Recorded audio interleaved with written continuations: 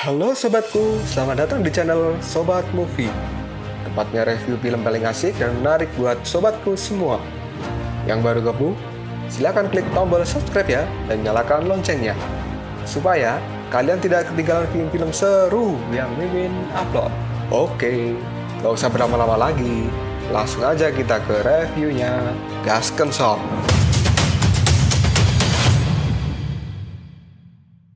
Hey, oke, sobatku terkeren, terkecil, terbaik, tersemuanya. Kita masih bersama Sobat Movie, channel alur cerita terasik sepanjang masa. Oke, Kita lanjut bahas chapter 10. Nggak usah cacicot banyak bacot. Kita langsung masuk aja ke pembahasan. Adik New masih saja mengomel dengan Sun Wukong. Raja monyet, apa sebenarnya yang kau rencanakan? Kenapa kau menghindari diriku pada saat itu? Kata adik New pada Sun Wukong. Sun Wukong yang masih terkejut dengan datangnya adik New, dia hanya merasa diam saja. Lalu Sun Wukong mengatakan, hehehe adik New, kenapa kau bisa datang kemari dan menemukanku? Kata Sun Wukong pada adik New Moren. Adik New pun langsung mengatakan pada Sun Wukong bahwa dirinya bisa menemukan Sun Wukong dimanapun dia berada. Mau di alam baka sekalipun pasti Sun Wukong akan ketemu oleh adik New ini. Ternyata adik New ini mencari Sun Wukong sampai ke alam baka karena dia memikirkan kata-kata yang dikatakan oleh Sun Wukong pada saat di atas awan dulu. Adik New kini masih saja terus mengomel pada Sun Wukong dan dia berkata, hei raja monyet, bicara saja, jujur saja kau padaku. Kau melarikan diri setelah menggodaku kan, dan menganggap semua kata-katamu itu tidak serius. Kenapa pada saat itu kau merayuku Sun Wukong? Jawablah, kata adik New. Adik New yang selalu memikirkan kata-kata Sun Wukong itu, dia berkata, kamu benar-benar keterlaluan Sun Wukong. Dasar monyet bau, kamu telah membohongiku dengan rayuan gombalmu. Lalu kamu meninggalkanku begitu saja. Beraninya kamu berbuat seperti itu padaku ya, kata adik New pada Sun Wukong.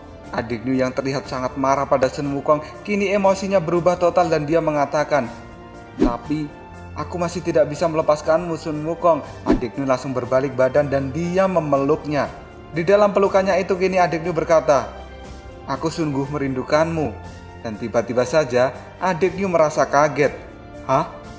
Kenapa kamu terlihat begitu tinggi Sun Wukong? Karena merasa ada yang aneh dengan pelukannya ini, adik New langsung melepaskan pelukannya dan dia melihat orang yang dipeluknya dan dia pun kaget lalu bertanya, hah? Siapa kamu? Lalu Xiao Tian pun menjawab, hai gadis, aku adalah Jenderal Muda Xiao Tian, aku adalah seorang prajurit surga. Mendengar penjelasan dari Xiao Tian kini adik New langsung pergi. Adik New kini meninggalkan Xiao Tian begitu saja dan dia mencari si monyet. Adik New yang masih marah-marah dengan monyet, Xiao Tian langsung berkata pada adik New, Raja Kera yang agung itu memikul tanggung jawab yang besar di alam baka ini, Nona. Mendengar kata-kata dari Xiao Tian, adik New langsung marah dan berkata, diamlah kau, prajurit surga, beraninya kau menguping orang yang berbicara tentang cinta. Kata adik New yang marah pada Xiao Tian. Adik New kini masih saja terus mengomel dengan Xiao Tian dan adik New menyalahkan Xiao Tian atas perginya Sun Wukong. Xiao Tian pun tidak bisa berbuat apapun dan dia hanya diam saja diomelin oleh adik New ini. Xiao Tian pun memberanikan diri memprotes perkataan adik New sehingga membuat adik New semakin marah dan memukul Xiao Tian hingga membuat kepalanya benjol sebesar roti bolu. Xiao Tian kini memilih untuk diam saja dan mendengarkan ocehan dari adik New karena Xiao Tian menganggap adik New ini sangatlah keras kepala dan juga suka berbuat kasar. Sehingga menurut Xiao Tian, Sun Wukong lebih memilih untuk melarikan diri daripada berhadapan dengan adik New ini. Adik New yang masih jengkel dengan Xiao Tian kini menarik bajunya dan berkata, kenapa kamu selalu membela Sun Wukong? Apa hubungan kalian berdua? Xiao Tian lalu mengatakan pada adik New bahwa mereka adalah partner. Mendengar Xiao Tian berkata begitu, kini adik New memukulkan tongkatnya di tanah dan membuat Xiao Tian semakin ketakutan. Lalu Xiao Tian meminta ampun agar tidak dihajar lagi. Ketika Xiao Tian sudah merasa ketakutan, tiba-tiba saja wajah adik New berubah. Emosinya juga turun drastis. Adik New lalu menanyakan pada Xiao Tian, lalu apakah dia menjemputku dari waktu ke waktu? Apakah dia sering bercerita tentang diriku kepadamu? Tanya adik New pada Xiao Tian. Setelah berkata seperti itu, kini adik New pun lari dan Xiao Tian bingung. Kenapa tiba-tiba saja emosi dari adik New ini berubah? Karena emosinya selalu naik turun tidak jelas. Adik New pun kini mulai pengejaran dan pencarian Sun Wukong lagi. Aduh, Sun Wukong ini kenapa dikejar-kejar oleh si kerbau ya? Kita berpindah ke jembatan yang terlupakan atau jembatan reinkarnasi. Di sana terlihatlah para orang-orang yang mati akan berjalan melewati jembatan itu dan akan melakukan reinkarnasi. Xiaotian dan adik New kini melihat mereka yang berjejer dari atas genting. Xiaotian juga mengetahui bahwa semua orang yang melewati jembatan itu maka ingatannya akan terhapus dan mereka akan terlahir kembali sebagai orang yang baru. Xiaotian kini terkejut karena dia melihat seseorang yang dia rasa kenal dan ternyata itu adalah Xiaofang, prajurit surga yang ia kenal selama ini. Dan Xiaotian merasa tidak percaya bahwa mereka akan bertemu di dunia bawah. Pada saat masih hidup di dunia, Xiaotian melihat Xiaofang dengan perasaan yang gelisah, menderita, dan juga dipenuhi dengan niat yang membunuh. Dan Xiaotian kini merasakan bahwa Xiaofang telah kembali damai. Hal itu membuat Xiaotian teringat dengan kata-kata Tathagata.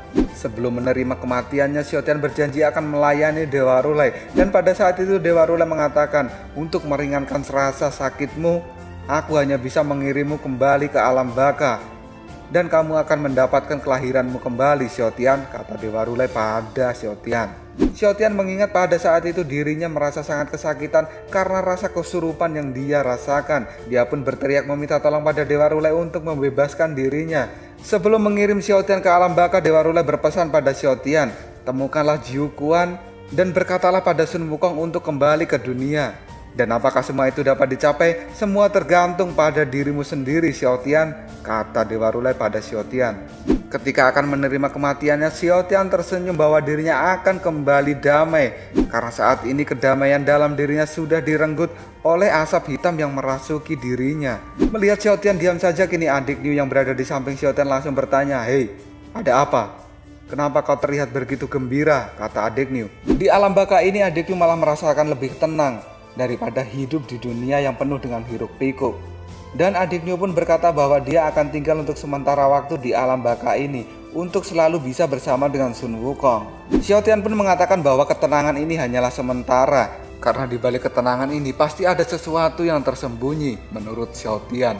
Xiaotian pun juga berkata pada adik New bahwa mereka harus waspada setiap saat di dunia bawah ini. Kita berpindah ke dunia manusia. Di sana terlihat Subaji yang sudah sampai di perbatasan klan naga. Subaji yang merasakan dirinya lapar, dia langsung berlari untuk masuk ke dalam dan akan meminta makanan dan akan segera makan besar. Baji pun kini berkata bahwa dia akan segera menikmati makanan lezat sambil memandangi cewek-cewek naga yang montok. Dan tiba-tiba saja Subaji dikejutkan dengan sesuatu hal yang berada di depan matanya. Dan kini Subaji pun melongo seolah tidak percaya dengan apa yang dia lihat saat ini. Karena saat ini Subaji melihat seekor naga besar sedang tergeletak di depannya. Dan tidak hanya satu naga, tapi ada banyak naga yang tergeletak di situ. Hal ini membuat Subaji bingung dengan apa yang terjadi di klan naga ini. Subaji kini menjadi panik karena gurunya tidak memberikan informasi yang detail tentang sesuatu yang terjadi pada klan naga.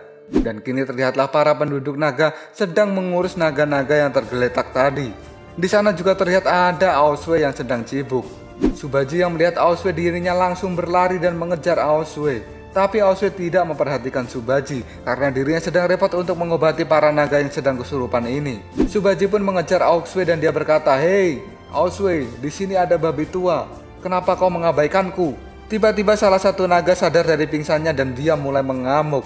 Hal itu membuat para naga yang lain terlempar akibat amukan dari naga yang kesurupan ini. Aosway yang terlihat membawa obat untuk naga ini, dirinya tidak akan tinggal diam dan akan menyadarkan naga yang sedang kesurupan. Dan tiba-tiba saja naga itu pun menyerang Aosway. Aosway lalu melompat ke atasnya dan kini naga itu menyasar Subaji. Subaji pun langsung terkejut dengan serangan yang dilakukan oleh naga itu. Sang naga yang kesurupan langsung menabrak Subaji dan membawa Subaji terbang bersamanya.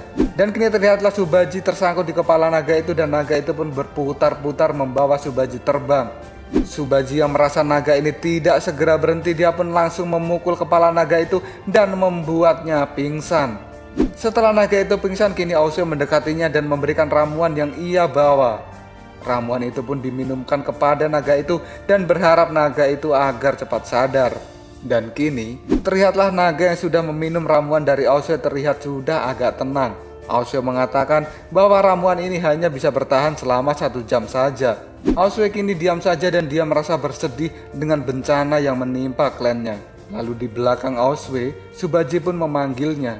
Aoswe yang melihat kedatangan dari Subaji lalu dirinya berkata, "Baji, apa yang kamu lakukan di sini?" Dan Subaji pun berkata pada Aoswe, "Guru mengatakan padaku bahwa telah terjadi sesuatu di klan naga. Dan maka dari itu, secara khusus guru mengirimku sebagai orang yang terkuat untuk membantu dirimu. Selain itu, guru juga memberiku tugas yang penting, Aoswe," kata Subaji. Lalu sebenarnya tugas apa yang diberikan Biksu Tong pada Subaji? Tunggu